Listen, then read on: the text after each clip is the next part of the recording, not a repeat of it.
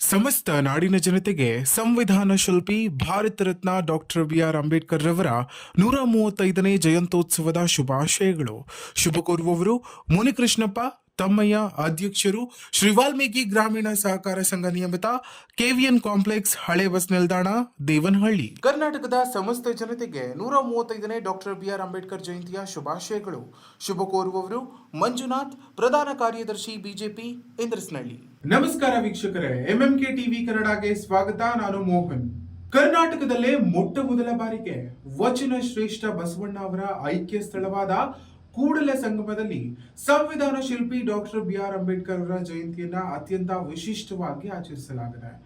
MGS ತಂಡದ ವತಿಯಿಂದ ಆಯೋಜಿಸಲಾದ ಈ ಕಾರ್ಯಕ್ರಮದಲ್ಲಿ ನೂರಾರು ಜನ ಭಾಗವಹಿಸಿ ಬಸವ ಮತ್ತು ಭೀಮ ತತ್ವಗಳ ಸಂಯೋಜನೆಯ ಮೂಲಕ ಸಮಾಜಕ್ಕೆ ಬಲವಾದ ಸಂದೇಶವನ್ನ ನೀಡಿದ್ದಾರೆ.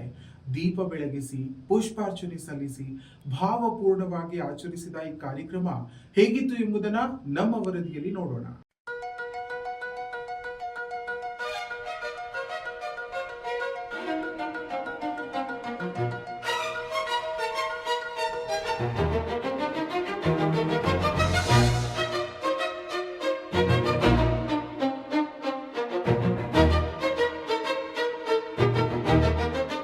ಕೃಷ್ಣ ಮತ್ತು ಮಲಪ್ರಭಾ ನದಿಗಳ ಸಂಗಮವಾದ ಪವಿತ್ರ ಕ್ಷೇತ್ರ, ಅದುವೇ ಕೂಡಲ ಸಂಗಮ. ಇದು ಕೇವಲ ಧಾರ್ಮಿಕ ಸ್ಥಳವಲ್ಲ, ಸಮಾನತೆ ಮತ್ತು ಮಾನವೀಯ ಮೌಲ್ಯಗಳ ಪ್ರತೀಕವೂ ಹೌದು. ಇಂತಹ ಪವಿತ್ರ ಸ್ಥಳದಲ್ಲಿ ಬಸವಣ್ಣನವರ ಐಕ್ಯ ಸ್ಥಳದಲ್ಲೇ ಅಂಬೇಡ್ಕರ್ ಜಯಂತಿಯನ್ನು ಆಚರಿಸುವ ಮೂಲಕ ಎರಡು ಮಹಾನ್ ಚಿಂತನೆಗಳನ್ನು ಒಂದೇ ವೇದಿಕೆಯಲ್ಲಿ ಸ್ಮರಿಸುವ ಅಪರೂಪದ ಪ್ರಯತ್ನ ಮಾಡಲಾಗಿದೆ. ಹೌದು, ಎಂಪಿಜಿಎಸ್ ತಂಡದ ನೇತೃತ್ವದಲ್ಲಿ ನಡೆದ ಈ ಕಾರ್ಯಕ್ರಮದಲ್ಲಿ ಮೊದಲಿಗೆ ದೀಪ ಬೆಳಗಿಸಿ ನಂತರ ಬಸವಣ್ಣ ಹಾಗೂ ಅಂಬೇಡ್ಕರ್ ಅವರ ಭಾವಚಿತ್ರಗಳಿಗೆ ಪುಷ್ಪಾರ್ಚನೆ ಸಲ್ಲಿಸಲಾಯಿತು. ಭೀಮಸ್ಮರಣೆ ಹಾಗೂ ಬಸವ ಸ್ಮರಣೆಯ ಮೂಲಕ ಕಾರ್ಯಕ್ರಮಕ್ಕೆ ವಿಶೇಷ ಅರ್ಥ ನೀಡಲಾಯಿತು. ಕಾರ್ಯಕ್ರಮದಲ್ಲಿ ಬೆಂಗಳೂರು ಗ್ರಾಮಾಂತರ, ಚಿಕ್ಕಬಳ್ಳಾಪುರ, ಬೆಂಗಳೂರು ಸೇರಿದಂತೆ ಸುತ್ತಮುತ್ತಲಿನ ವಿವಿಧ ಭಾಗಗಳಿಂದ ನೂರಾರು ಜನರು ಕೂಡಲ ಸಂಗಮಕ್ಕೆ ಆಗಮಿಸಿ ಈ ಆಚರಣೆಯಲ್ಲಿ ಭಾಗಿಯಾದರು. ಇನ್ನು ಬಸವಣ್ಣನವರ ವಚನಗಳಲ್ಲಿ ಪ್ರತಿಬಿಂಬವಾಗಿರುವ ಸಮಾನತೆಯ ತತ್ವಗಳು ಮತ್ತು ಅಂಬೇಡ್ಕರ್ ಅವರ ಸಂವಿಧಾನಾತ್ಮಕ ಮೌಲ್ಯಗಳನ್ನು ಒಟ್ಟುಗೂಡಿಸಿ ಸಮಾಜದಲ್ಲಿ ಹೊಸ ಚಿಂತನೆಗೆ ಚಾಲನೆ ನೀಡಲಾಯಿತು.